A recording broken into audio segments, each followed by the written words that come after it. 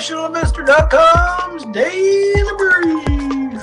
The answer to your question is learn the goddamn process, trade your trading plans, don't take too much risk on any one trade, and just let yourself get rich.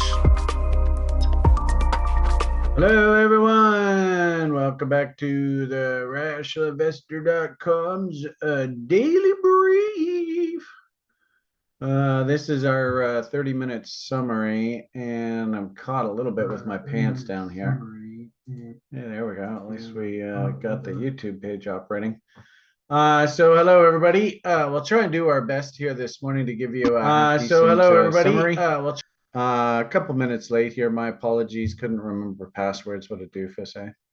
Anyway, here we are, the 11th of July. So, gee whiz, we're already almost halfway through the month of July. What the hell happened? I can't believe how quickly time's flying by here.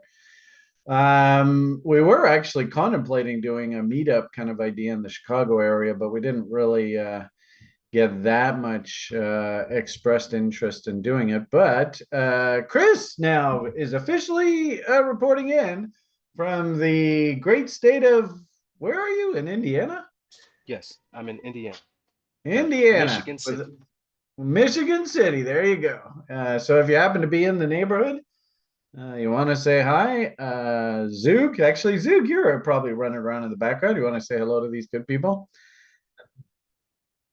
All right, well, there you go. So he's got priorities. But Zoog actually was on one of our recent Friday episodes talking a little bit about his adventures in DeFi and all that, and crypto. Anyway, hope you guys have a great time there. And hopefully I can hook up with you guys relatively soon. Been going through a bunch of sort of TRI management stuff, so not really that active in the market. I had to do a bunch of sort of position squaring this morning, but when I went through my normal sort of regular routine, didn't really see anything that really set up. We did have some interesting US retail sales. It's kind of a benign number, but this is an interesting anecdote. I've talked to you at length in the past about Stanley Druckenmiller. I find him probably one of the smarter guys to listen to in the marketplace, and he had some comments about that, so we could always touch on that. That's why I sort of saved that link. But I think primarily most of the market is waiting for tomorrow, market-driven events.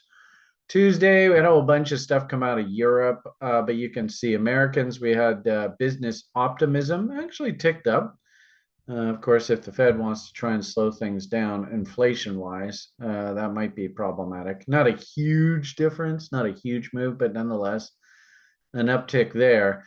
Remember I had said there just a second ago talking about Johnson Red Book, and it actually came down minus 0.4.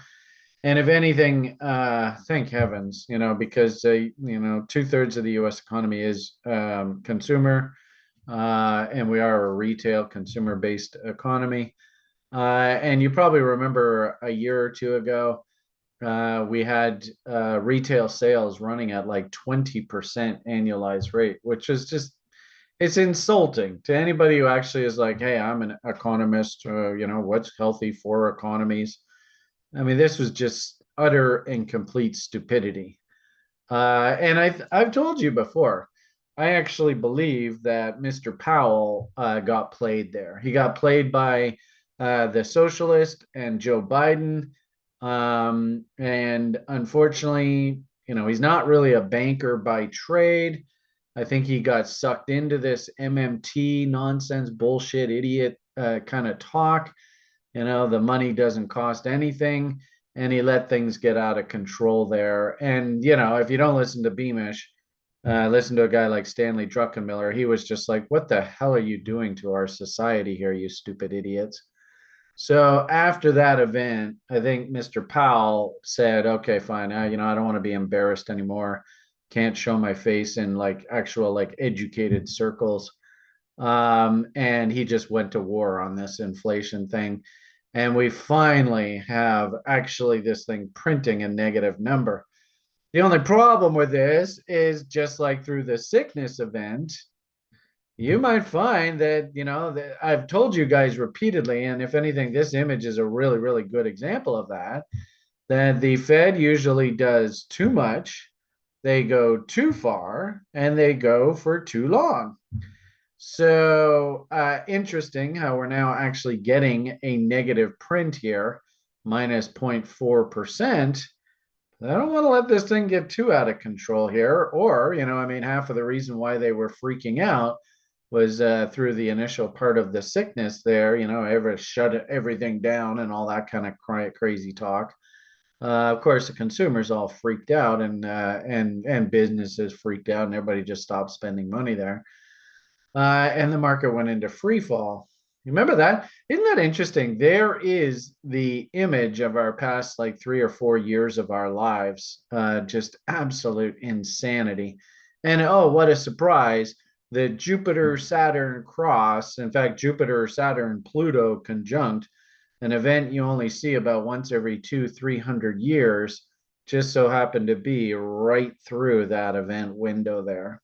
So, if anything, take solace in the fact that we're all living through historic times here. And if you're slightly confused about what's going on in the market and the intense sort of whipsaw, like that's probably the best way to describe this, is just absolute whipsaw action. Well, you're not alone. I think there are a lot of human beings that are going through an absolute. I mean, look at what the hell's going on in like Eastern Europe and stuff like that. I mean, this is not normal. Stupid humans are just acting like idiots here. So, a great graphical representation of that absolute insanity around Jupiter Saturn cross events. And like I said, this one was not only Jupiter Saturn, it was Jupiter Saturn Pluto, which like doesn't really happen like once every like 300 years or so. So it kind of explains the insanity of the world right now, but nonetheless, it is what it is. So the consumer is definitely feeling the pinch, no doubt about it. And all around our society, I see people are finally sort of expressing that pain that Mr. Powell has suggested that he would like to inject in all of our lives. And you can actually see it being expressed in these retail sales number actually coming in a negative number now. So he's got his magic wish. The irony of it all, though, is we know, BlackRock and all these people, most desirable asset for anybody in the world to own right now. It's not Russian rubles, that's for damn sure. It's not Chinese yuan. And actually, I even heard that there's even potentially a run on the Chinese currency right now, which is an interesting caveat for all you silly BRICS fans. I mean, that's such a joke.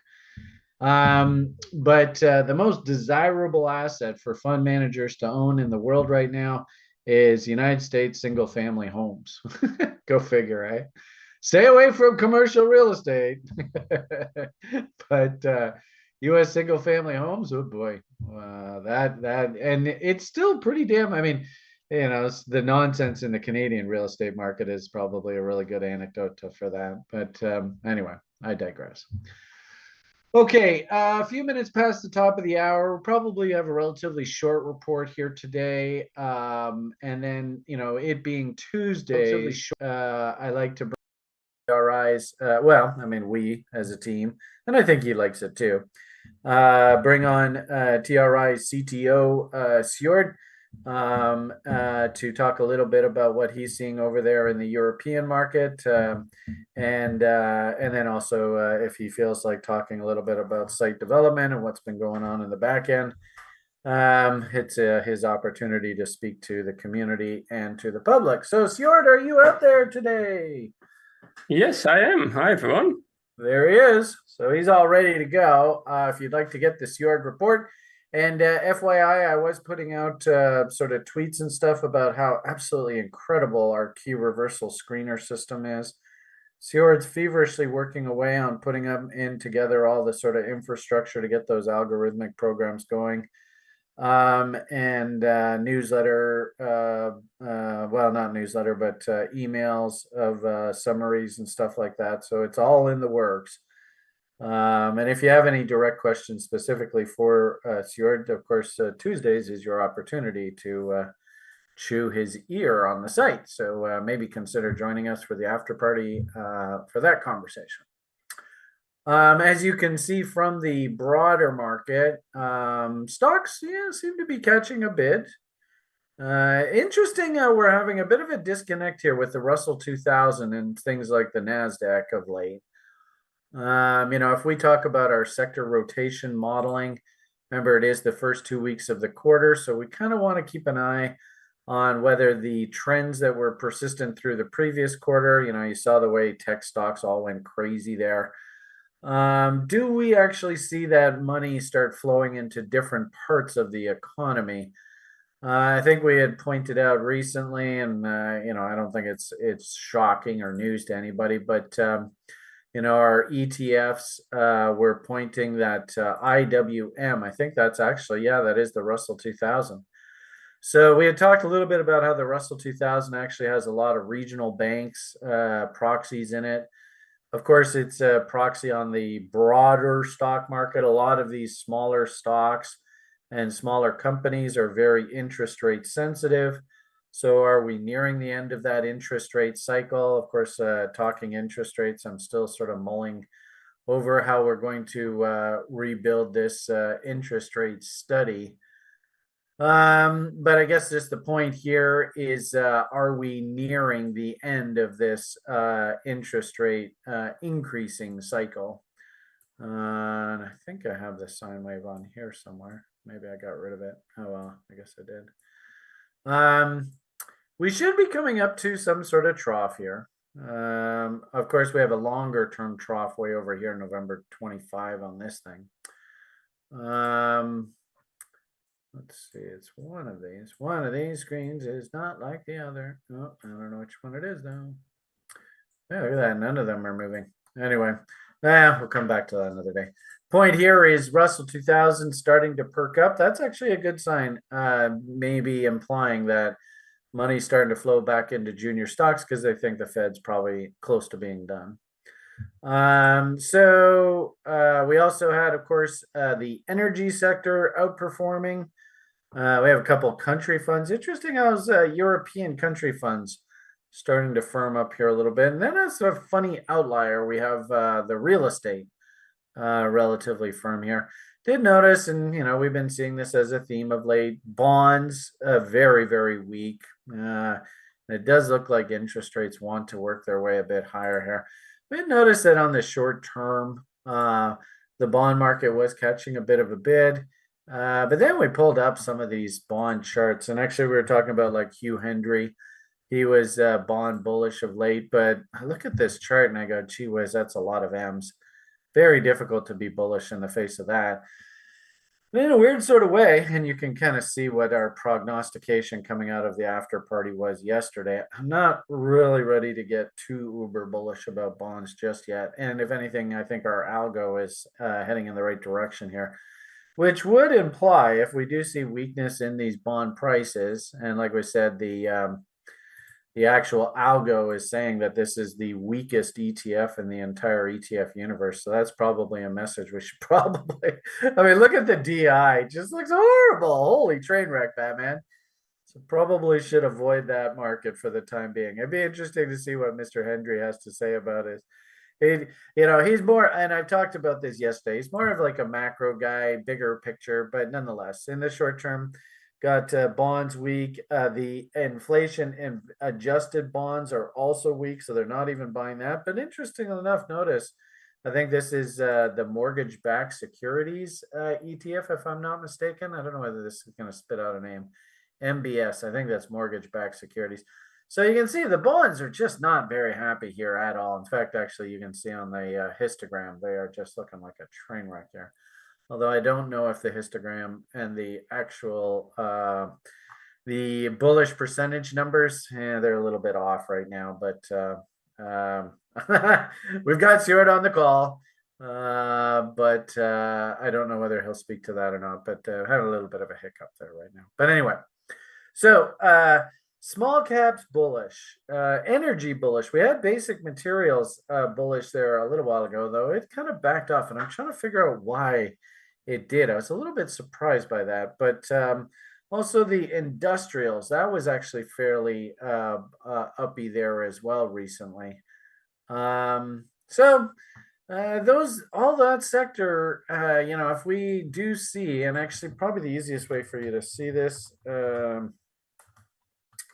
I like going to this site. I suppose maybe one day down the road we might have these kind of tools built on TRI. We do have the data. It's just a question of getting around to actually producing these reports and studies and stuff. I mean, it's a lot of work programming all this. But if we just look at the quarter so far, so through the holiday, through the 10th, of course, we probably don't want to make a conclusion about this until the end of the week, and especially with that big inflation number that's coming out tomorrow. But you can see there's the industrials. That's where all the money is going into right now. Quite dramatic. There's energy. So energy also is like basically number two. I'm quite surprised. Something doesn't make sense about this materials here. It's I'm not quite sure how to interpret that. Then, as I said earlier, what we really want to see, last quarter, of course, these guys all dramatically outperformed. So if you see like discretionary communication services, technology outperforming, well, there's technology, discretion, communication. So that means we're sort of in this part of the cycle, full recession, market bottom, all that. But industrials, and it would make sense, right? We're just moving along the cycle here. So the next one up should be industrials. And of course, in a cheeky, sneaky way, Mr. Biden, of course, jammed through a massive US government spending bill there. Like, remember Druckenmiller and the whole inflation 20%, yeah, Johnson Red Book kind of talk. Like Druckenmiller's like, why the fuck are you doing this to our country? Well, that's all what Mr. Biden did. He jammed through this massive socialist agenda, and that spending is happening, and it's being funneled into the industrial sector, right? Because they're the ones that are going to be building the bridges. They're the ones that are going to be paving the highways and stuff. So not a big surprise that we're actually seeing the industrials outperform. Like I said, the head scratcher right now, and I really would like to break this materials ETF apart and see what it is that's causing this underperformance here. But this energy and the industrials corresponds with this idea that we're just slowly moving our way along the cycle here. And of course, you can see materials, industrials, energy. That should be the next sort of outperformance part of the market. And maybe what we'll do tonight is I'll make it because our regular sort of host of the Tuesday Stock Pickers Club meeting said he would be away through the month of July here. If anything, he needs a much deserved break. He's really, really busy guy. Let's just put it that way. So, but last week we took Tuesday off. So this week tonight, what I might just do is we'll just pick apart some of these names and see if we can come to some sort of conclusion as to what the heck's going on here. Maybe we'll make a report about that tomorrow in the daily brief summary. So, there's sort of your backdrop. As I had said, we might find that with the CPI data print tomorrow, everything is all up in the air. It is interesting to see. There's crude oil again, just going for it like a boss. I was actually very interested in a crude short setup here, getting ready for the actual daily brief video. There's the euro close, and this is everything that I do on a regular basis. First things first, I always like to pull up sort of things like the 4-hour charts and hunt levels. We actually had like a naked block from quite a while ago. We had some gaps. We had 2 horizontal support and resistance levels. We had 4.669s. There was an 877 off of another little double bottom that came in this morning. So this was a very interesting level for me to be hunting for some sort of pivot reversal here on the crude. And then getting ready for the video here, just about 20 minutes, a half an hour ago, had this beautiful little fractal top that came in right off of that level following the euro close. So I should actually technically be short right now, but with the video getting going, I don't really like to have open positions on while I'm talking to you guys. So I just left that. But it does look to me like that's a half decent little day trade short. Anyway, we'll see how that goes. So when I woke up this morning, of course, and you can see how far this market has come. Like I woke up this morning, we were kind of down in this area, about 6 o'clock or so. Started to work our way higher. Beautiful double bottoms. I mean, there was great reasons to get long through sort of like the London overnight session. Beautiful double bottom there. Did my camera just cut out there? That's interesting. Looks like it's back now. Anyway.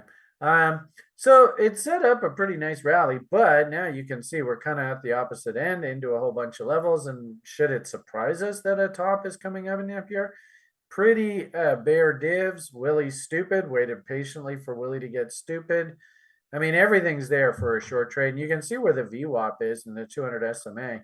So the irony of it all, in fact, we'll just do this as a demo trade for you. I think, this is a classic M's and W's. So if we go through this level here, that's 74.56, going to risk up to 74.88. So that's what, 32 ticks. So that means to justify this trade, and, if we do like a micro, then it's like 32 bucks risk.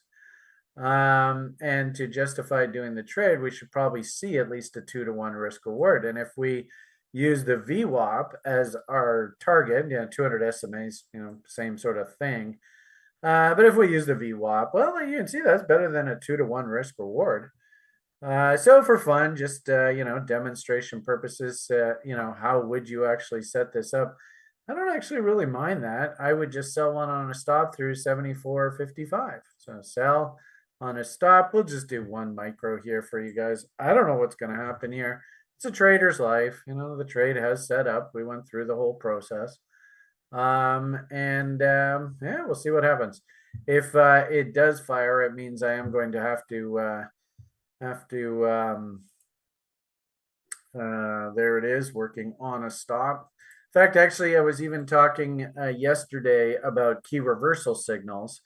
And I did have somebody say on a stop. What does that mean, right? Because I put out these tweets about key reversals, and I even said in the video, Chris did a cute little short. Unfortunately, he missed the punchline on that video.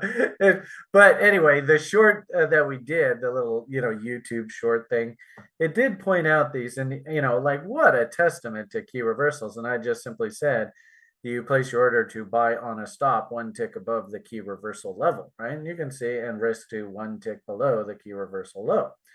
And it doesn't matter if it's ETFs, it doesn't matter, exchange indexes, doesn't matter if it's individual stocks, blue chip stocks, penny stocks, doesn't really matter.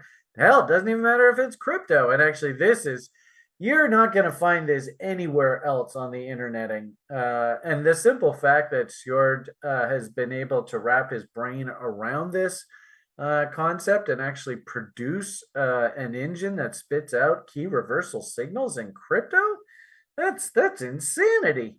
You're never going to find that anywhere else. You just aren't. You tell me, would you be happy to get that signal in your email? Hey, well, we just got a key reversal. Place your order, buy on stop here, place your risk against this low, and just see what happens. And kaboom! The proof of the pudding's in the eating. You see it there right in front of you. Damn, one powerful system. So anyway, point here is somebody that asked, what's a buy on stop? What's a buy on stop? Well, this right here is an example of a sell on stop. Oh, look at that. Oh, nice outside downside reversal. Somebody's listening to my videos here. Anyway, we'll see what happens. If we do hear the little go off, I'll throw my stop up against this original high, and I'll just risk the double top levels. And as you can see, I can justify at least a 2-to-1 risk reward on a move back to the VWAP. So it's actually a pretty reasonable trade. It's not really outlandish. Also, too, notice, I think there's actually a nice little gap right there that needs filling right around our price objective. So do you think that's an accident? I don't. So anyway, there you go. What is it? We're coming up on half an hour. Like I said, everything will probably change through the CPI number tomorrow. So don't get married to any positions or any sort of market theses today, because the whole damn thing could shift tomorrow. If we just sort of drill in on Bitcoin, because you guys, of course, all like to keep an eye on the corn.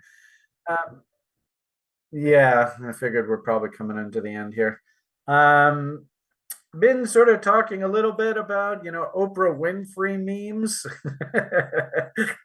I mean, it's almost funny, right? You get an FU, you get an FU, everyone gets an FU. This is what happens, unfortunately, when big players come in, and of course they want to shake out all the little people like you and I.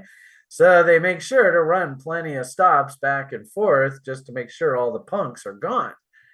It is interesting that we seem to be carving out some sort of harmonic pattern here. Usually the harmonic, we got like 5 minutes, so I'll just sort of walk through this and then we'll let you on your way.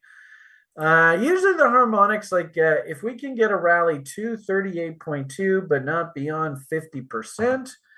And, we actually have a module in our education program that is all about harmonics. So this is a very, very detailed conversation that we have at TRI. But, just to simplify this for you, 33 to 50%, that would basically be our bat pattern down here. I don't know whether you can see that or not. 32 to 50%. So that means we should see a counter trend rally up to 88.6, and this would be a pretty respectable, what they call a potential reversal zone, or PRZ. But at the same time, too, you can also see that if we only do 38.2, we could potentially go up and actually bust those highs. And of course, that would be more talk about like Mr. Fink and his FUs and all that, right? So it was interesting that we did get the 38.2. Then we did get a pretty substantial pullback. Then we did pop up. We rallied up into reload zones and then just got quickly smacked right back down. I actually like the idea of this thing pushing up into this 88.6 here level, especially maybe a test of that high. This is going to be a really wonky, ugly head and shoulders, maybe, potentially. We'll see how that goes. I think what happened here, we always talk about candle body highs for trade location. So I think, as the market was rallying up, of course, reload zones, you've heard Brian bark about that plenty.